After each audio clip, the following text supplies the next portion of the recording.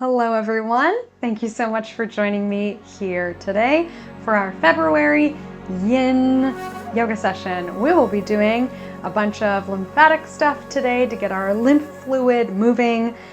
Lymphatics are having a real 15 minutes of fame right now. I hope it lasts longer than 15 minutes, to be honest, because lymphatic health is whole body health. So let's talk our Ayurvedic concepts and then we'll layer on lymphatics afterwards. Okay. So we are at the tail end of winter, so we are vata season moving into kapha season. What happens in our vata season as we are cold and dry? We really should be hydrating, hibernating, and nourishing, but instead, probably in the world we live in, we are pushing ourselves to do as much as we possibly can because of all the pressures of the world. So then as we go into spring, we actually feel more depleted, despite the fact that the sun is out and maybe we have our fresh foods coming into the stores. We should feel this boost of energy, and sometimes we just feel flattened instead. So I have this personal practice that I do with my clients as well, where we use the tail end of vata to really nourish as we move into kapha. One way that we can do this is rest and recovery, different from sleep. I'm actually quite obsessed with this idea that rest is different from sleep. So when we sleep, yes, of course, it's quite good for us, but the body is still and the brain is active. Whereas when we do these gentle recovery practices, we hold the same pose for a couple of minutes, but then we do a little bit of movement. So the body is moving differently. The muscles are lengthened instead of the body just being still in bed. And the brain is in more of a gentle focused state.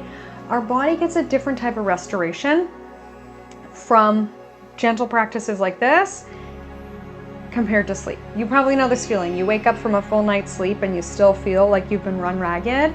It's not always the most restorative thing that we can do. And then sometimes we don't even get enough sleep for one reason or another. So we can lean on these restorative mat practices to reclaim a little bit of that energy that we didn't get back in the night with our sleep. Okay, another thing we can do during this time of year is make friends with water.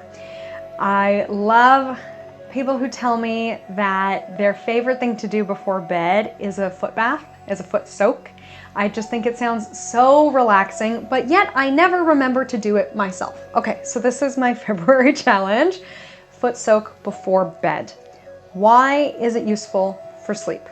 Of course, we're probably getting off our screens. It's relaxing, it's soothing, it's part of a wind down practice. We can condition ourselves before bed. The body knows, okay, foot soak and then sleep.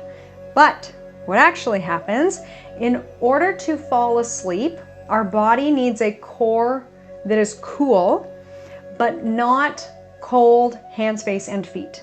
So if you've been walking around the house barefoot, or even if you have socks and slippers on, the feet are more likely to cool down in the winter. So when we get into bed, we still have these cold feet, even if you put socks on. For some people, they just don't get enough warmth or enough circulation to the feet. So what happens if we do a warm foot bath before bed? We get all those benefits that it feels nice and luxurious, relaxing. Okay, we need all that before bed, but it also signals the body, warm feet, our body temperature is dropping because it's cool and we're still. We get into bed and we drift off into sleep. So you might want to add that. Of course, we can add things like Epsom salts or our essential oils. Lavender is that classic pre-bed essential oil.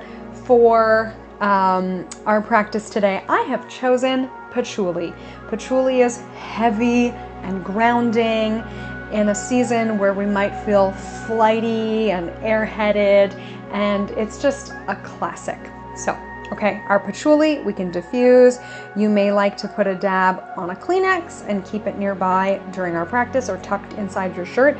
But since we are doing lymphatics and stuff in the head and face, you may also want a Kleenex if your nose starts to run. So maybe two tissues for your issues tonight. Our beverage for the season, somebody sent me a delightful recipe that has 2 benefits. Take a big pot of water, simmer apple slices, and you can just leave it. And of course the home smells nice. And as some of the water evaporates, it works as a humidifier. And then of course we have on the stove whenever we need a drink, apple water, I guess we would call it, simmered apple water. You can put it in a mug with a cinnamon stick. It looks very cute. Sip away. Of course, you could add a little bit of lemon if you like that, a non-dairy milk, some honey, something to kind of sweeten the deal, make it feel nice. I've really gotten into it. You do a little bit of cinnamon with it. That's what I do. Simmered apples and cinnamon. Okay. Are we ready? Did I cover everything? Our lymphatic system, how could I forget? Okay, so our lymphatic system responds to a gentle touch if we do lymphatic massage.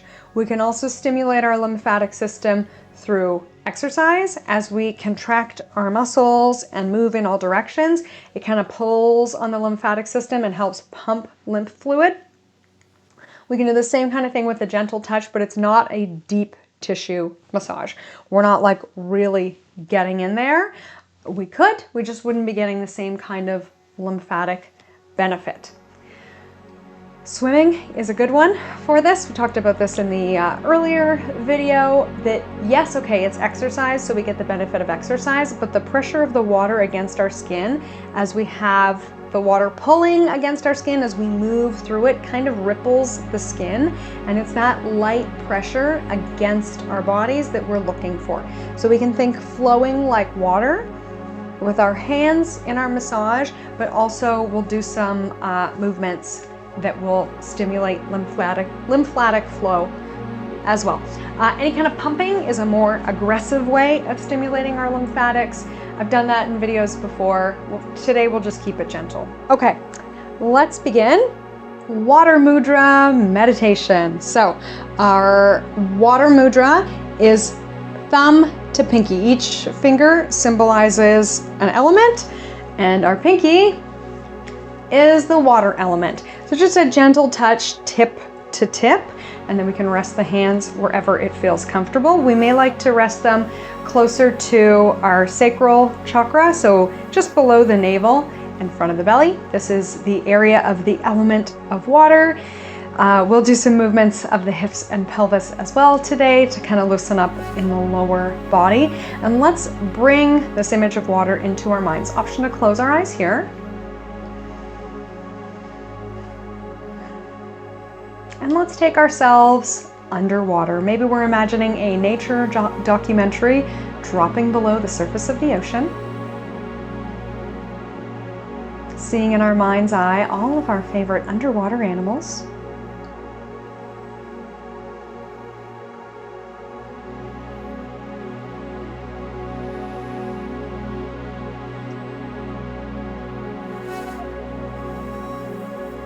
And let's cast our gaze around until we see some seaweed. And let's notice the movement of the seaweed flowing gently. The ocean waves may be turbulent, but below the surface there's a gentle flow to the seaweed. We could bring this flow into our bodies, letting ourselves sway gently side to side, as though we're listening to soothing music, bringing that musical or seaweed feel into our bodies, allowing ourselves to flow like water, allowing our breath to flow gently here.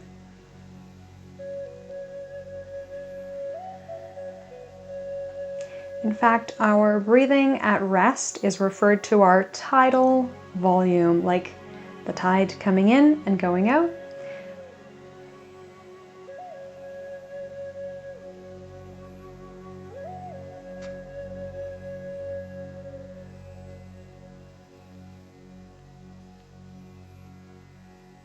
Continuing to embody water here, we can open our eyes.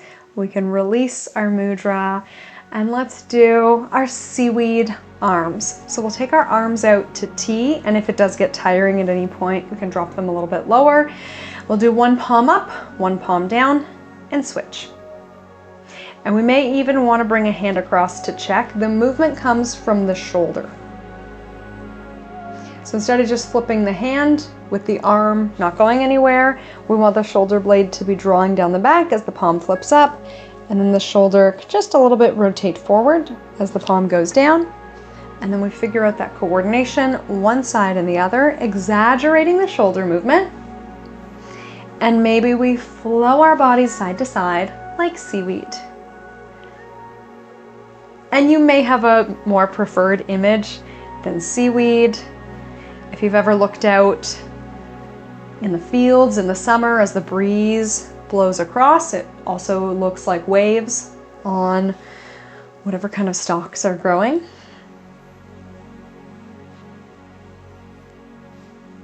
So one of our main clogs, as they call it, in our lymphatic system is across the collarbone and sort of into the underarm. So we're getting it open and moving here with our seaweed arms. And we can kind of let the head go with it too.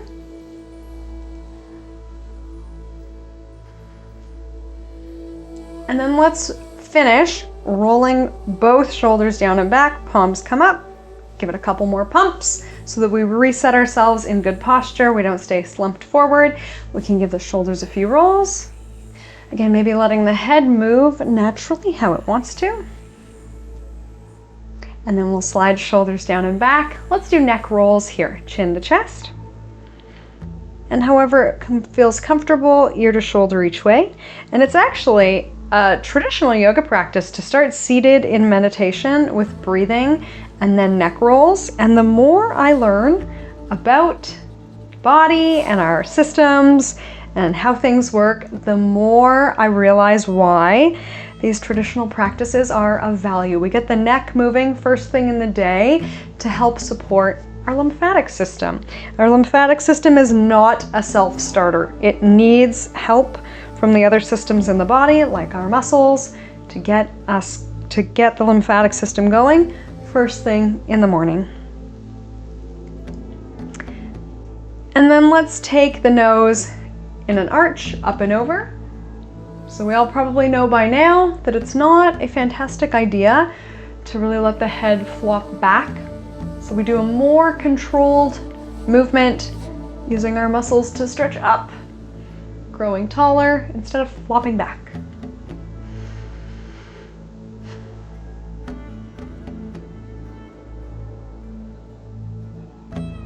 Coming back through center, let's get into our massage. We'll go top to bottom, and actually I like to start with percussion. It is not the most traditional technique or conventional technique that people use, but it's my favorite, so maybe you will like it too. So gentle tapping on the top of the head, and then let your body be your guide wherever it feels best for you. So maybe coming forward a bit more or to the sides a bit more.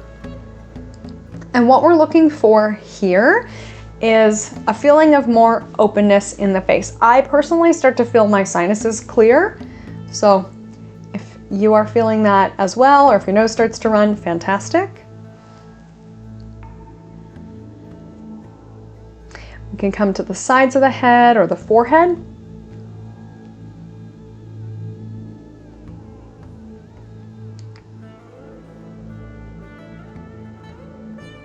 Along the cheekbones, even more gently probably. This can be a tender area, especially if your sinuses are quite clogged. If you've ever had a sinus infection, it's often very sore along here. So let's take it easy.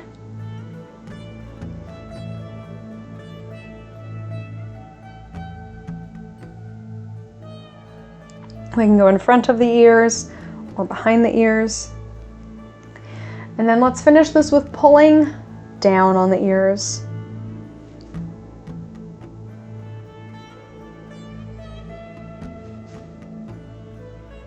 So we may mess up our hair a bit as we do this, but like Spock, we'll do a split between ring finger and middle finger, so that we're in front of and behind the ear, and then we're pulling down there.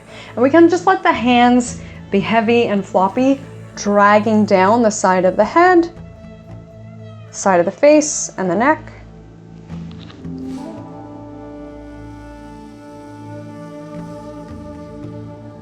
If it feels good, we can be moving the head in all directions. Opening and closing the mouth sometimes is a good one too, like really wide. So we let the jaw really open up all the way.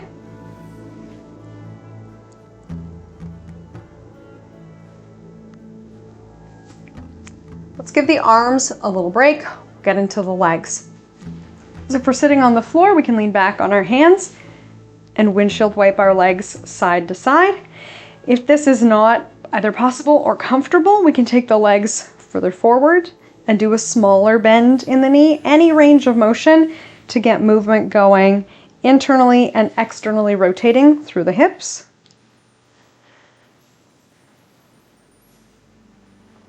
And yes, we could do this in a chair with our feet on the floor. So anything we can do to give our arms a break, and actually, even though our arms are sort of working, they've been working in the front and now they're stretching in the back. Okay, we'll come back. We've got a couple more and then we'll stretch and lie down. Okay, let's sweep across the collarbones. So I'm not making too much noise. I'm gonna hold this. We will take one hand across the collarbone and down to the heart. Let the hand be heavy. So it's just the weight of the hand that is dragging, pulling, maybe gently pressing, but not pressing. They say 10 times. It's a nice round number to go for. And then we can get into the underarm.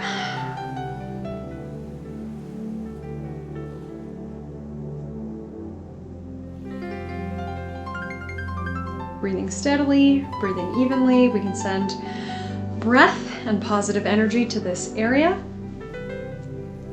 Let's take it to the other side, roughly 10 times, pulling in. Some people like to go very slowly through this, totally fine. But as long as we're not just sort of, going through the motions, rushing. Feel the gentle pressure. If it feels great, even better. We can get into the underarm, lifting up a bit.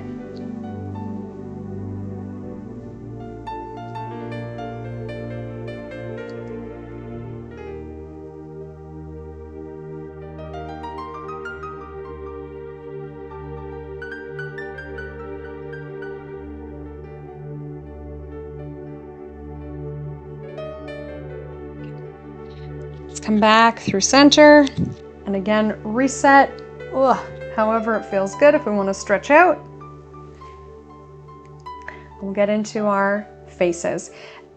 Really, you can't mess it up. If it feels good, go for it, but there are a few spots on the face that are recommended, especially if our sinuses are clogged, which we may have. Again, this is classic at this time of year.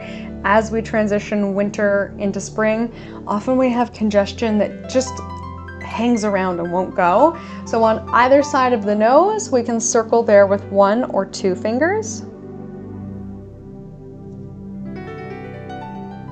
Maybe we like, again, 10 circles. I usually circle up and away from the nose. I've never been given specific instruction on whether we should go clockwise or counterclockwise, but that makes sense to me.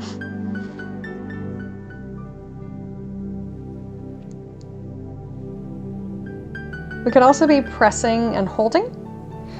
Let your body be your guide. See which works best for you.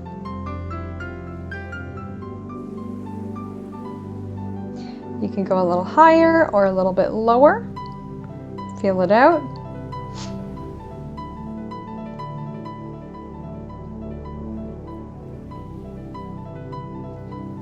And then we'll press however it's comfortable for you on the inside of the eyebrows. So we could do almost like we're stressed, we're pinching the bridge of our nose, pushing up, So there's a little divot where the hand will land comfortably. We could use one finger from each side. And we pause and hold here for a few rounds of breath. And if we have, long nails, we use our knuckles instead.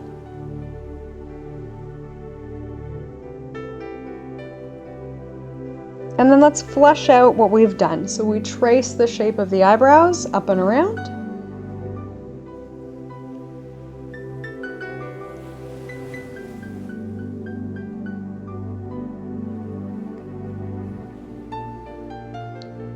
This is where we notice if your skin is quite dry and you don't have enough slip, then some oil would have been nice, right? Maybe I should have thought of that before we started. And then we'll trace along sort of the underside of the collarbone. We go from nose to ear.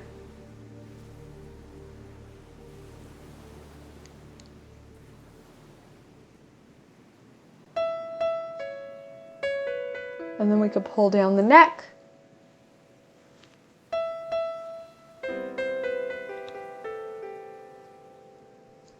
Let's get some movement going in the arms. Since we were sort of scrunched up and using them a lot, let's shake out. And a little differently than we usually do, sweeping back, up and around and over. We'll hold on one side. So we don't normally add this backward range of motion, but we were reaching forward a lot, right?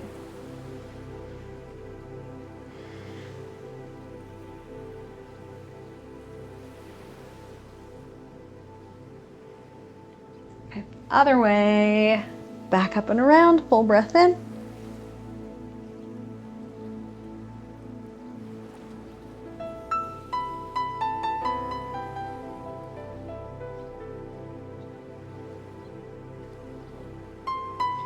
Okay, we'll take our fingertips in behind, opening our hearts. If we like that windshield wipe variation that we did earlier, we can do that. By chance anyone is watching this in a chair, you can probably actually hold the edges of the chair or the back of the chair, depending on what kind of chair you're in, to give the same range of motion. Okay, well, let's make our way to lie down on our backs. And like I said, if the nose is running, we have our tissue, we can do whatever we like. If we would like our essential oil for our relaxation and meditation, as we put a drop on it, we can place it towards the top of the mat. So it will be, of course, closer to our faces when we get there. Okay, so we're coming into supine.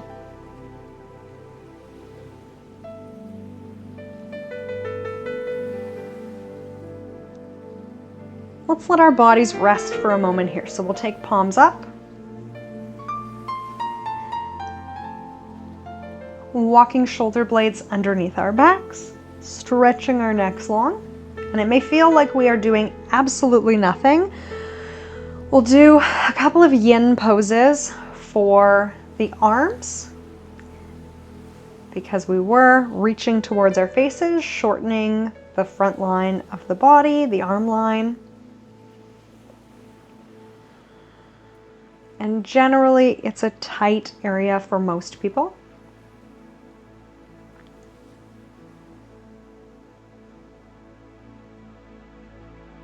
And I will give us options to go deeper in this stretch, deeper in this range of motion, a little more aggressive if it feels good for you.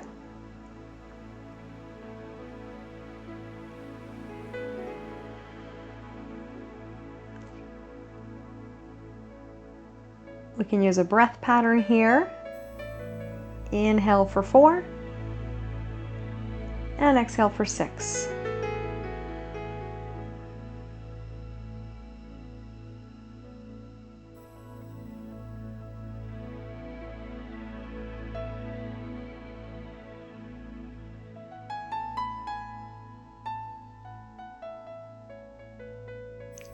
Bringing ourselves to cactus arms or cowboy surrender, bending the elbows to 90. I might want to do a little adjustment, reaching around so that our arms settle into a comfortable position. And our legs can be bent or straight, or even one bent and one straight, if that feels good. If we want to add on to our breathing technique, we can inhale for 4, pause for 2, exhale for 6, pause for 2.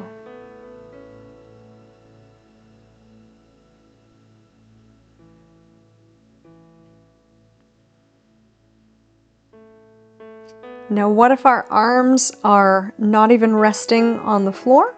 We have a couple of options. If you want to incorporate this into a daily practice, then we can fold a blanket or a towel under each arm to catch our arms where they are. Or we can bend them to a point or straighten them out to a point where they do comfortably rest on the floor. As long as it's not causing you any pain, if they're hovering a little bit, that's probably fine. Okay, we can leave our arms where they are.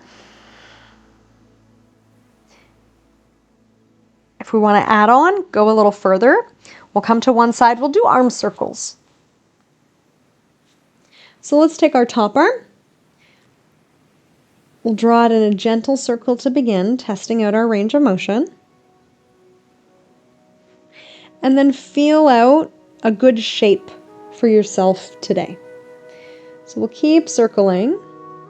And then let's feel out. Okay, does my arm feel better? A little bit more bent, a little bit less bent, going further back, staying more centered. Does it feel good if I roll a bit with it? So I'm moving towards twisting.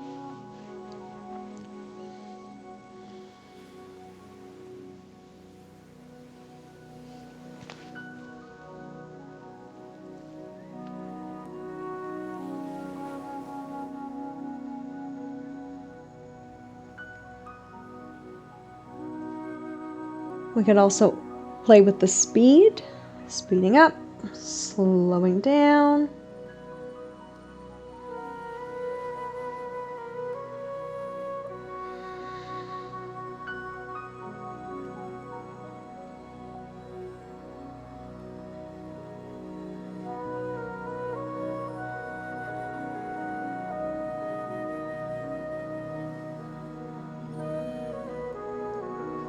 Let's finish off this last circle and we'll go on to the other side.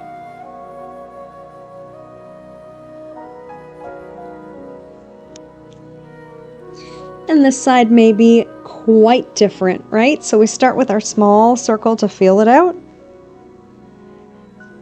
Figuring out good speed, good range of motion for yourself.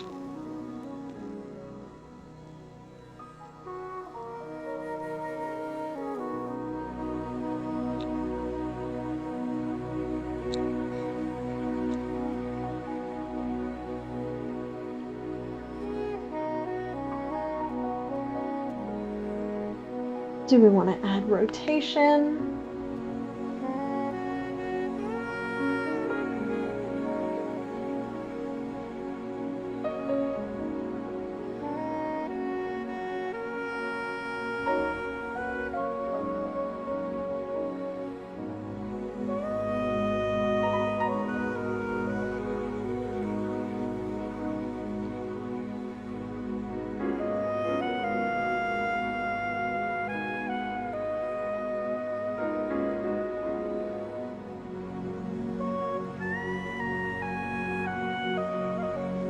Let's give it a couple more circles.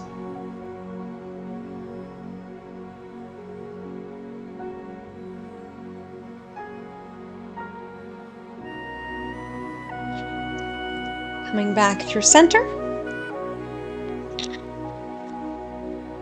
We can draw knees to chest.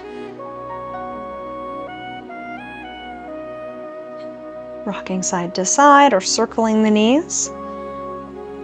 We have not done much for our lymphatic system in the lower body. So one thing we can do is any kind of pumping that applies pressure in the back of the knee. So there are a couple different ways we can do this. Let's do both. And maybe you can think of more creative ways than me, but I like to do a flowing waterfall pose. So we're extending the legs, and then differently than we usually do, we can actually just kind of release them at the bottom. Normally we use more muscular control to bring them down and then up, but often it's that thumping, as we call it, or in this case, dropping, that stimulates our lymphatic system. Maybe it's a good reminder for us, if we've been pushing really hard lately, to just have a greater sense of release and ease in things.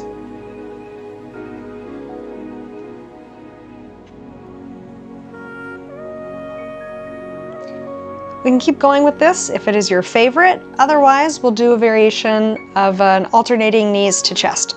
So we're holding behind one leg, releasing the other leg long on the mat. Pause for a breath. And then exhaling, bringing it in. Releasing leg long on the mat. Inhale. And exhale, release. We can speed it up if we like, holding back of the thigh or the knee or the shin. Again, we've got this pumping movement, so we're closing the back of the leg with the bent leg.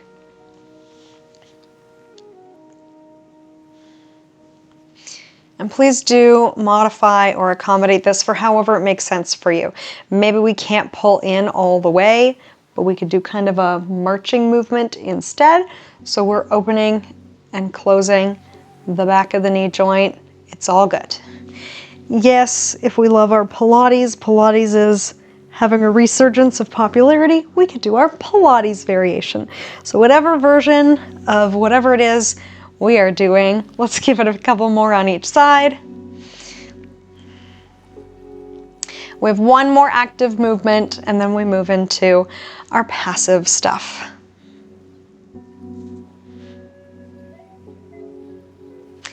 All right, I will layer on something gentle, something more aggressive. We'll take our arms out to T, palms up or palms down. If we want to feel more open or more secure, that's up to you. We can do our gentle windshield wipe, or we can do a variation of stomach twisting pose. So we lift our heels and we take our legs side to side. We can do quite a large twist. We're looking for more of a core challenge. We can bring our knees to 90 degrees, or we can keep it a lot more gentle. But we're getting twisting movement going through our bellies to stimulate digestion and keep things moving along.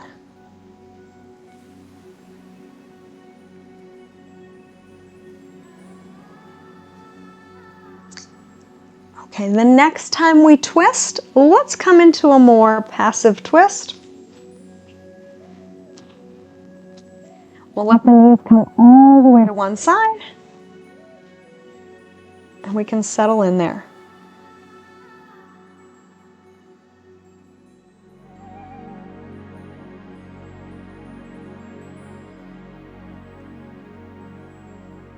We can revisit our 4-6 breath. Inhale 4, exhale 6.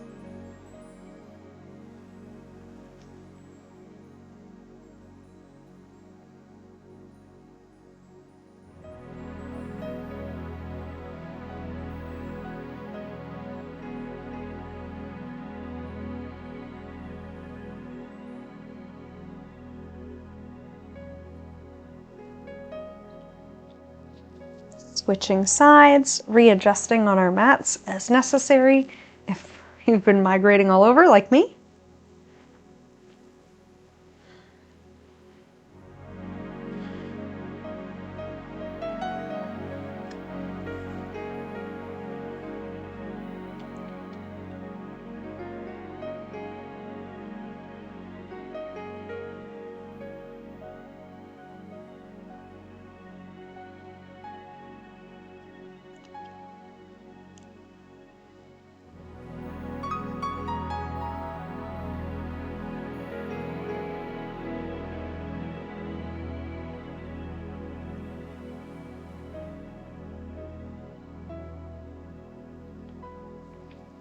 We'll come back through center. Let's reset.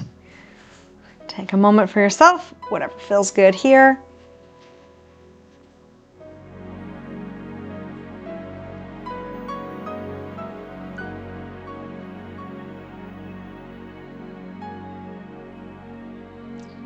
Final pose, if we have the space to do so, legs up the wall. So if you have a proper wall, then we can go ahead and go over to it. We scooch up to the wall in a fetal position so our bums are touching the wall. And then we use the strength in our arms and our core to lift up onto the wall.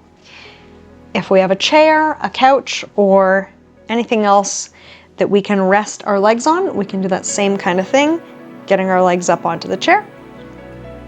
We could also come back into our waterfall pose, using our hands to either hold on to our legs or our pant legs to hold us here. Probably we could go for a minute or so without getting too tired. So we are using gravity to let our lymph come back to our core, and that's where the magic happens. That's my scientific understanding.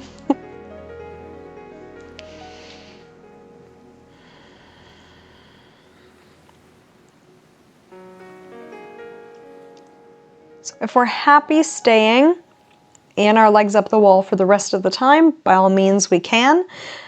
Otherwise, if we would like to come into any other final pose, final stretch, final whatever, we're making our way into our final relaxation.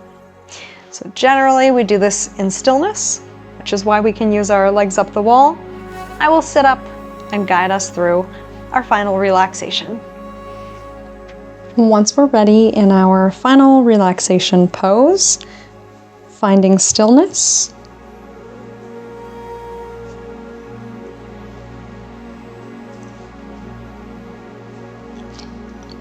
for today, let's work with a sinking breath. So we can come back to that breath that we did earlier.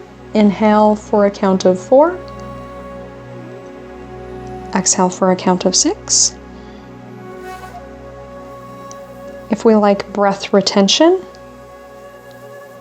inhaling for a count of 4, pausing for a count of 2, exhaling for a count of 6, and pausing for a count of 2.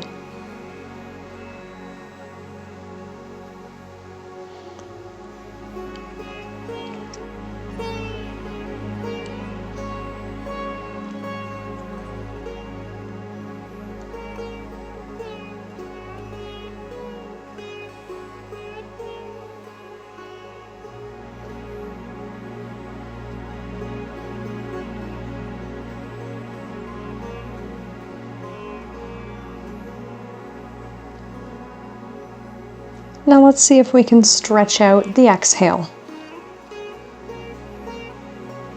Exhaling for 6 or 8. Maybe stretching out the pause after the exhale.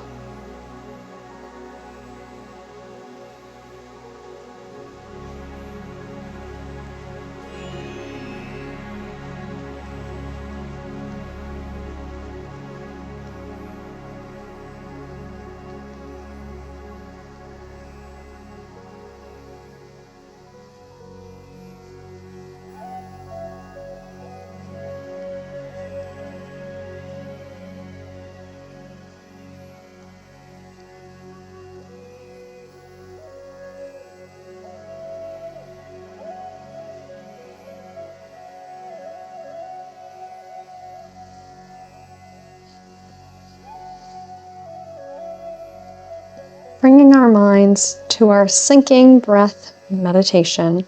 So we use our sinking breath to increase a feeling of being rested, settled, grounded, and held with each exhale. On our inhale, feeling full, noticing expansion of our breath in all parts of the torso. We imagine our breath dropping deep down into the base of the pelvis, expanding across the pelvis, feeling our breath moving into the low back, the sides of the waist.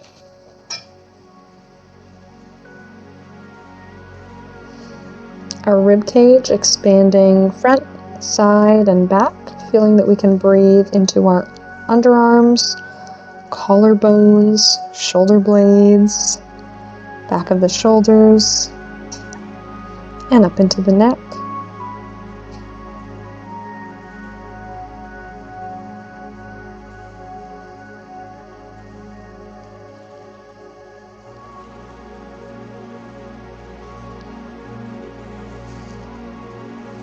And then with our exhale, noticing all parts of the body that are touching whatever surface is beneath you.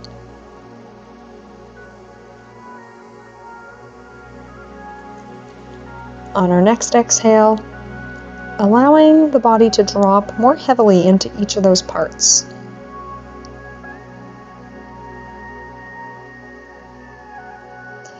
Inhaling, feeling nourished and full. Imagining the breath coming in waves.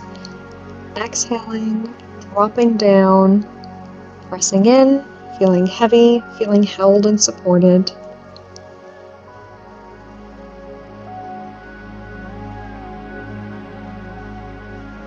Maybe feeling as though we are being held by the earth itself, supported by the earth energy, nourished, loved, and cared for.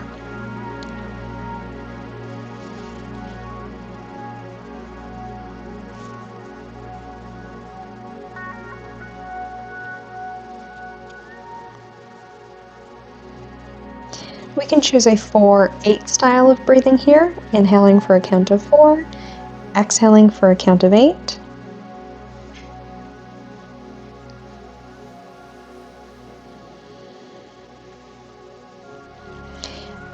And an option that's great to help us drop off into sleep is a 4-8-8 breath.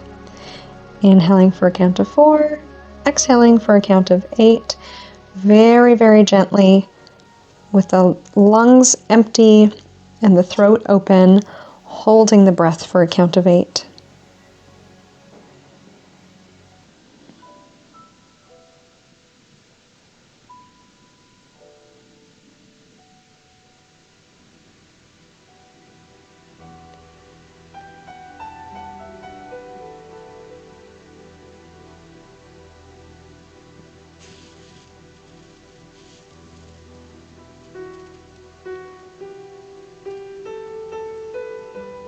We can stay with this style of sinking exhale meditation, or return to a more neutral breath.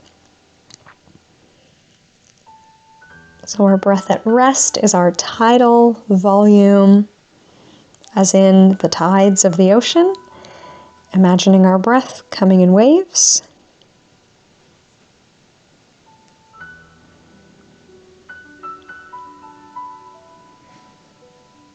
We can stay here as long as we like, but our official time together is done. Thank you so much for choosing to spend some time here today with me.